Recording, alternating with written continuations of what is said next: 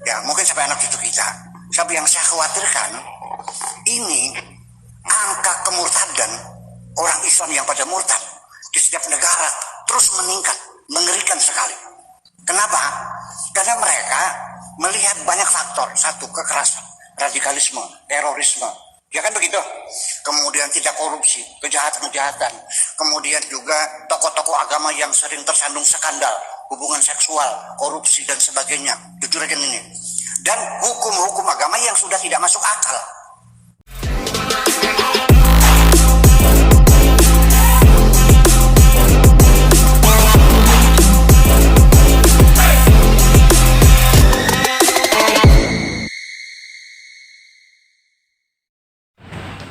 Shalom saudara-saudara, berjumpa lagi bersama dengan saya, Pendeta Rio Pasaribu.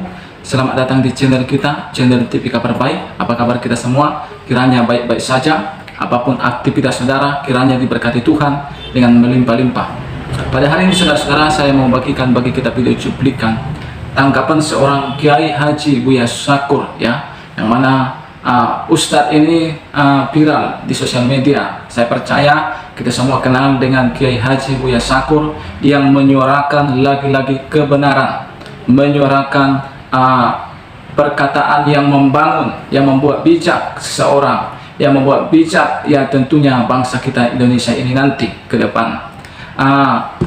Kiai Haji Buya Syakur ini mengatakan bahwa dia takut bahwa anak cucu suatu saat akan terikut-ikut dalam hukum agama yang salah, kata beliau, ya saudara-saudara, karena beliau melihat bahwa hukum agama itu sudah mulai tidak logika. Katakan sajalah seperti diperbolehkan katanya memukul istri, katakan saja boleh poligami katanya, saudaraku ya. Bahkan banyak lagi hukum-hukum agama ya bisa dikatakan ya tidak masuk dalam logika.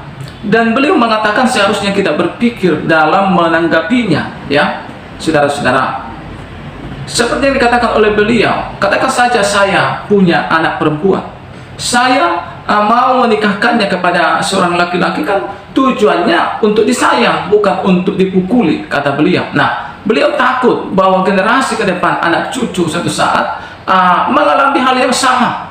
Jadi saya percaya lewat video ini kita akan dapat pemahaman yang baru. Kita simak dulu video cuplikan berikut ini.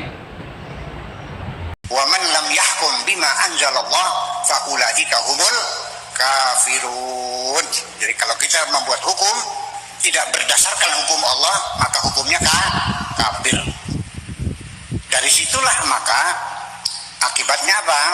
Akibatnya bahwa pemerintah Saudi Arabia ketika membuat undang-undang larangan perbudakan, dilarang ada perbudakan atas desakan dari Amerika, ya, sehingga siapapun di Saudi yang punya budak-budak harus dibebaskan tanpa syarat dan tidak perlu dibebaskan mereka perbudakan dilarang oleh pemerintah Saudi. Larangan semacam itu mengakibatkan negara didemo oleh rakyatnya sendiri, disebutnya Raja Kafir. Kenapa? Karena dia membuat undang-undang tidak berdasarkan hukum Allah. Wa man lam yahkum bima anzalallah fa ulaika humul kafirun. Artinya perbudakan dalam agama Islam boleh. Kenapa Raja Saudi melarang perbudakan? Pertanyaan saya, apakah betul bapak-bapak Tuhanmu membolehkan manusia dijual? Apakah Tuhanmu membolehkan manusia dirampas kebebasannya, diperbudak? Silahkan kita berpikir sendiri. Apakah Allah itu sekejam itu manusia seperti binatang dijual? Ya, di Al-Quran ada. Wajihiftum ala ta'dilu fawahidatan aw ma malakat aymanukum.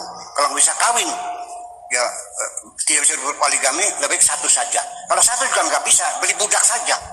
Boleh dalam Al-Quran yang tidak dilarang. Sampai Nabi meninggal dunia, sampai abad kedua Hijriah 200 tahun, sampai tahun 1960 orang Islam masih memperbudak manusia. Negara-negara Islam masih memelihara perbudakan karena Allah tidak melarang. Jadi maunya gimana? Final sudah, hukum ini sudah final, tidak bisa dirubah lagi. Perbudakan boleh. Jadi anak perempuan tanpa izin, tanpa persetujuan, boleh dipaksa oleh bapak, boleh. Di kitab fikihnya boleh nggak? Dipaksa, suka tidak suka, dinikahkan oleh bapaknya, boleh nggak? Asal syaratnya walinya wali mujbir, betul nggak? Dan syaratnya anaknya perempuannya perawan. Apakah logis Allah itu memperlakukan anak perempuan seperti binatang, dipaksa kawin? Negara melarang. Makanya kalau ada naib mengawinkan, terjadi ada paksaan, masuk penjara naibnya. Silakan. Ya. Memukul istri itu tidak boleh. Ada KDRT, kekerasan dalam rumah tangga. Kamu mukul istri, berdarah-darah, datang polisi, visum, masuk penjara. Tapi kan Tuhan tidak melarang, malah menyuruh kita. Walati takhafuna nususahunna fa'iduhunna wajruhunna fil madaja wadribuhunna, boleh dipukul. Oke. Apakah betul Tuhan mau memperbolehkan mukul istri? Saya punya anak perempuan, saya kawinkan kepada kamu untuk disayang, bukan untuk dipukuli, begitu. Sakit nggak? Nah ini logika kita pakai. Nah ini dalil dari logika biar saya. Dan apa yang saya katakan nggak usah dimuat sebagai hasil basul masail. Karena basul masail kita tahapnya hanya sekedar kita membaca kitab kuning. Alasan-alasan yang Bapak ajukan harus ada takbirnya, betul nggak? Kalau saya nggak perlu takbir, nggak perlu ditulis. Ya, itu buat kita saja. Ya, ini kita berwacana berlogika. Jadi jangan disamakan nanti.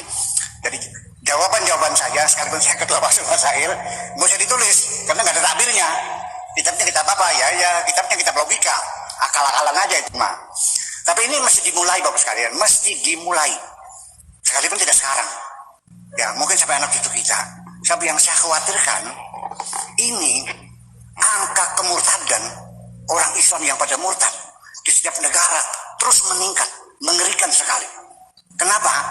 Karena mereka melihat banyak faktor. Satu, kekerasan, radikalisme, terorisme, ya kan begitu. Kemudian tidak korupsi, kejahatan-kejahatan. Kemudian juga tokoh-tokoh agama yang sering tersandung skandal, hubungan seksual, korupsi dan sebagainya. Jujurkan ini. Dan hukum-hukum agama yang sudah tidak masuk akal. Sudah tidak masuk akal. Nanti terutama yang paling banyak yang murtad perempuan. Karena yang merasa dihinakan, warisan dapat separoh. Padahal dulu yang bantu orang tua anak perempuan, betul nggak? Yang mengasuh adik-adik itu anak laki anak perempuan. Yang ke pasar, yang masak, yang nyuci, yang rehab rumah orang tua, anak laki-lakinya mana? Tepel-tepelan. Atas dasar apa anak laki-laki dapat 2, perempuan dapat 1? Padahal kontribusinya untuk ekonomi keluarga adalah anak perempuan. Kalau di Arab memang laki-laki semuanya, serba laki-laki. Syare al-hukmu yaduru ma'ilatihi wujudan wa adaman. Dalilnya anak. Betul nggak? Hukum itu berputar berdasarkan ilatnya. Kalau di sana yang berjasa anak laki-laki, ya pantas laki-laki 2. Lil zakari mithlu hadzil untayain. Kalau di sini yang berjasa siapa? Nah, perempuan. Walil unta mithlu hadzil zakarain. Semestinya kan begitu. Tapi ini jangan dicatat, jangan dibukukan sebagai hasil basul masail. Nanti banyak orang marah. Tapi sekarang kita sudah mulai berpikir ya bahwa produk-produk hukum yang dibuat pada abad ke 8 9 Hijriah, apakah masih relevan hukum Islam diterapkan hari ini di abad ke-21? Ya, dulu diproduksi oleh orang-orang yang hidupnya masih primitif, ceboknya masih pakai batu, bajunya masih pakai kulit binatang, belum ada rumah, masih tenda-tenda, belum ada sepatu, belum ada listrik, belum ada mobil, belum ada apa-apa, masih primitif. Karya pikiran mereka masih layaknya dipakai sekarang. Itu pertanyaan. Itu. Jadi artinya, tetapi kita tidak boleh langsung menolak semuanya. Semua karya mereka harus dibaca semuanya. Betul nggak? Saya baca semuanya. 4 mazhab saya baca. Fikih Syafi'i, Hanafi, Maliki, Hambali, semuanya saya baca. Wahabi juga saya baca semuanya. Ya, jadi kita jangan terburu-buru berpendapat sebelum kita mengetahui pendapat-pendapat orang yang mendahului kita. Itulah etika basul masail semacam itu. Jadi artinya sekali lagi seperti ini ijtihadnya Abu Hanifah. dalam masalah perkawinan. Ada seorang perempuan, suaminya tidak pulang-pulang sampai 2 tahun. Dia menunggu sampai kapan. Akhirnya datang ke pengadilan, mengadukan suaminya hilang, tidak pulang-pulang sudah 2 tahun.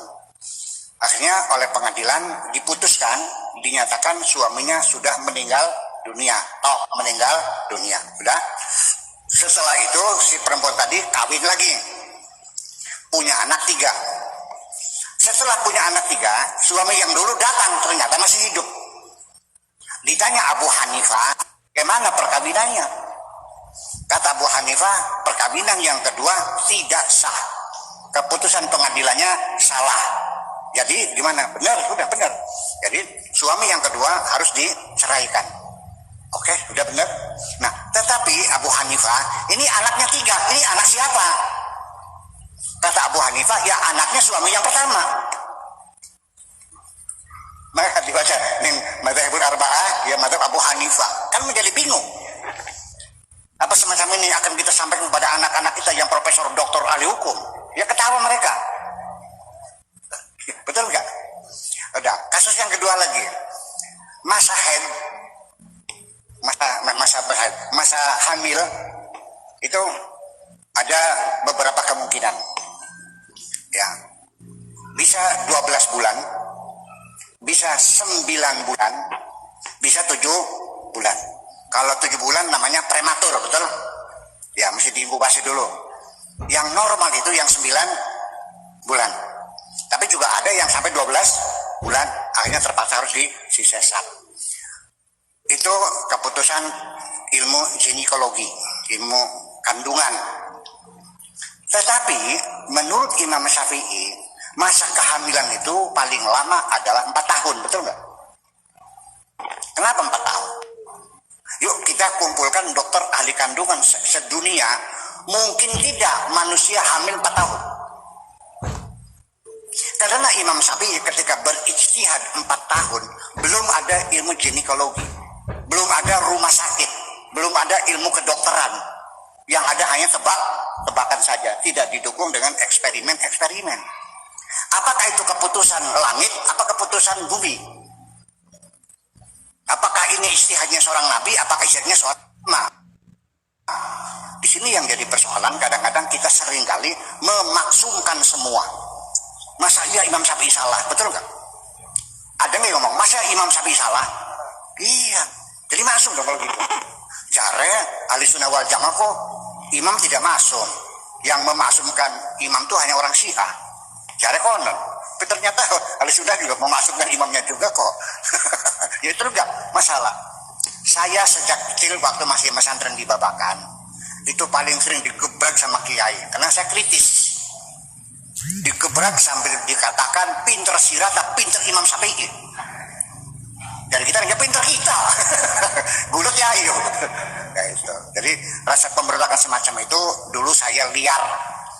Tapi sekarang saya tidak liar lagi. Tapi saya siap dengan argumentasi semuanya saya baca. Jadi bukan hanya sekedar semangatnya saja, tapi juga ada landasan-landasan hukumnya. Saya dengan Gus Dur bicara seperti ini. Kata Gus Dur, yang memang begitu Pak Sakur. Saya ini beragama kayak pegang bara. Dilepas nggak boleh dipegang, saya sakit. Ya kan artinya. Oleh karena itu yuk sekarang kita berpikir, jangan takut murtad dong. Daripada kamu mempercayai sesuatu yang tidak benar. Ya saudara-saudara, baru saja kita menyaksikan video cuplikannya tadi. Jadi itulah tanggapan dari seorang Kiai Buya Sakur, bahwasanya beliau takut jangan sampai generasi berikutnya ya melakukan hal yang sama, ya hukum-hukum agama yang tidak logika, ya saudara-saudara. Karena ini akan bisa menimbulkan, katakan saja seperti suami istri, karena memang hukum agama mengatakan boleh memukul istri katanya, maka akan terjadi namanya KDRT ataupun kekerasan dalam rumah tangga, ya saudara-saudara. Nah, bisa saudara dikasih Tuhan, ini akan menimbulkan perpecahan di bangsa ini, bahkan akan menimbulkan saudara dikasih Tuhan kegaduhan di negara kita, khususnya Republik Indonesia ini, ya saudara-saudara. Jadi saudara dikasih Tuhan, dalam nama Yesus Kristus, Kiai Buya Sakur ini mengatakan seharusnya kita berpikir terlebih dahulu, ya.